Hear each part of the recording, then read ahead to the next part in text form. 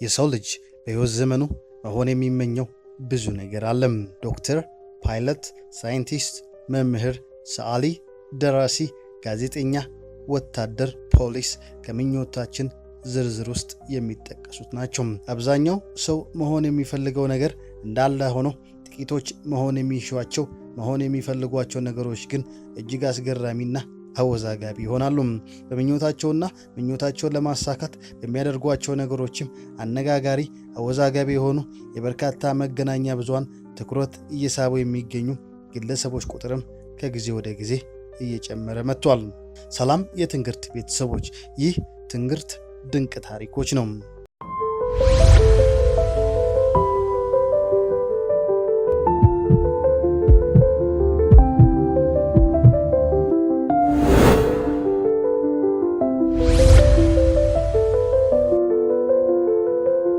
የዛሬው የትንግርት ድንቅ ታሪኮች ማጠንጠኛ የሆነችው ባለታሪካችን ላለፉት 10 ዓመታት የምዕራቡ ዓለም መገናኛ ብዙሃን ትኩረት ሆና የቆየች እንስት ናት።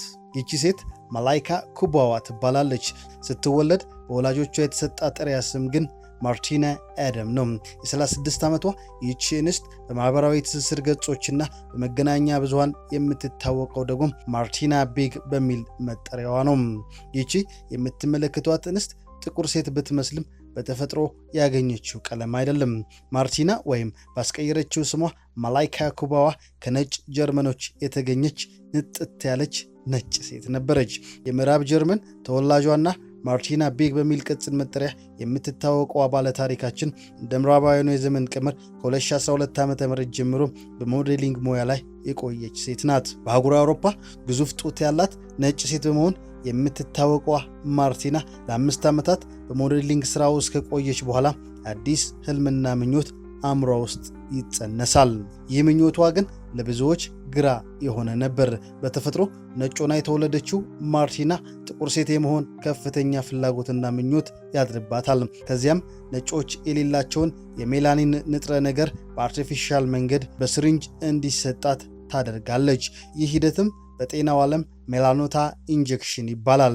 ይህን ሂደት ከጀመረች በኋላም ወደ አህጉረ አፍሪካ መጥታም በኬንያ ከሚኖሩት የማሳይና የሳምቡሩ ህዝቦች ጋር ትኖራለች። እዚያም እያለች ነው ማላይካ ኩባዋ የተሰኘውን አፍሪካዊ ስም ያገኘችው። ስሟ የወጣላት በሶማሊኛ ቋንቋ ሲሆን ትልቋ መልአክ የሚል ትርጉም አለው። በአሁኑ ሰዓት ማርቲና አደም የተባለችው ጀርመናዊት ነጭ የቆዳ ቀለሟን አጥታለች። ራሷንም እንደ ነጭ ሴት አትቆጥርም።